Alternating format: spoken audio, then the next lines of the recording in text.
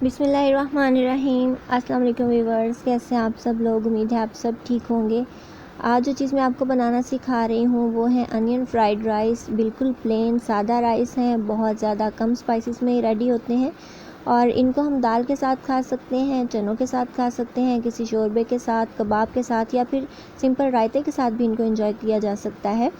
तो आप देख रहे हैं बहुत ही खिले खिले और ज़बरदस्त से राइस बने हैं, बिल्कुल अच्छे से गले हुए हैं लेकिन बिल्कुल सेपरेट हैं, टूटे नहीं हैं, चिपके नहीं हैं, जुड़े नहीं हैं। तो थोड़ी सी टिप्स एंड ट्रिक्स हैं जिनको हमें फॉलो करना पड़ेगा, तो आपके राइस भी इसी तरह के खिले खिले बनेंगे। और कुछ पानी का हिसाब होता है, पानी कम ज़्यादा होने से, हीट कम ज़्यादा होने से या इसका कुकिंग टाइम डिफरेंट होने से जो चावल हैं वो अक्सर लोगों के ख़राब हो जाते हैं। तो मैं आपको बताऊंगी कि ये इतने सिंपल से चावल जो हैं वो आप कैसे बना सकते हैं। तो आप इसको रेसिपी को एंड तक ज़रूर देखिएगा। सबसे पहले मैंने लिए हैं 1 किलो चावल। इनको आधा घंटा भिगोना है, इससे ज़्यादा हम नहीं भिगोएंगे। अगर आप सेला चावल यूज़ कर रहे हैं तो उसको आप ज़्यादा भिगो सकते हैं, लेकिन इसको मैंने आधा घंटा भिगोया था और 2-3 पानी से इनको धो लिया है।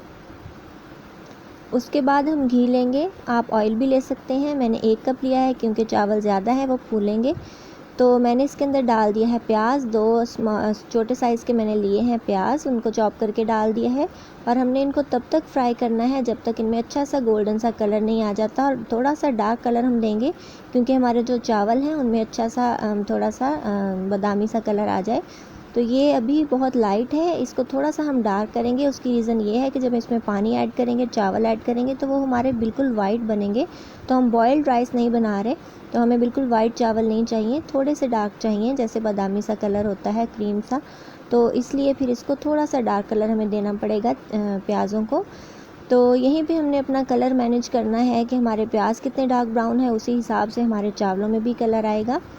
तो इसमें हम पानी डालेंगे थोड़ा सा और उसके साथ उसका कलर जो है वो रिलीज़ होगा पानी के अंदर। तो फिर हम अपने चावल ऐड कर देंगे इसमें, तकरीबन आधे कप जितना इसमें पानी डालेंगे। और ये देखा आपने कि पानी के छींटे उड़ रहे हैं, इसके जो प्याज़ों का कलर है वो पानी के अंदर आ गया है।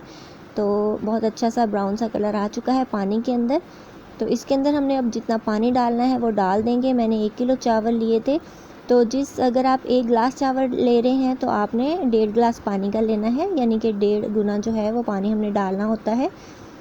तो वो पानी मैंने डाल दिया है। जिस मग से मैंने चावलों को मेजर किया था वो वाला मग जो है वो मैंने 1.5 भर के इसमें पानी का डाल दिया है। तो आप भी इसी हिसाब से अगर पानी डालेंगे तो पानी कम ज़्यादा कभी नहीं होगा। और आंच हमारी जो है वो पहले हम तेज़ रखेंगे कि पानी में बॉयल आ जाए, और उसके बाद हम इसको थोड़ा सा मीडियम कर देंगे। अब बारी है इसके अंदर नमक ऐड करने की। नमक मैंने 1 टेबलस्पून डाल दिया है इसके अंदर, क्योंकि हमारे जो चावल हैं वो 1 किलो हैं और वो फूल जाएंगे, तो इसलिए हमें 1 टेबलस्पून डालना ही पड़ेगा। तो बाद में हम पानी के अंदर जो है वो नमक को टेस्ट कर सकते हैं, और ज़रूर किया कीजिए क्योंकि जब चावल ऐड हो जाते हैं तो फिर नमक को डालना थोड़ा मुश्किल हो जाता है। इसलिए पानी में ज़रूर नमक चेक कर लिया कीजिए कि कम तो नहीं है। और हमने इसका ढक्कन जो है वो ढक दिया है, इसको पकाएंगे। अब पानी में बॉयल आ चुका है और जैसे ही बॉयल आएगा हम अपने जो राइस हैं उनको डाल देंगे। चावलों का पानी हमने उतार दिया था।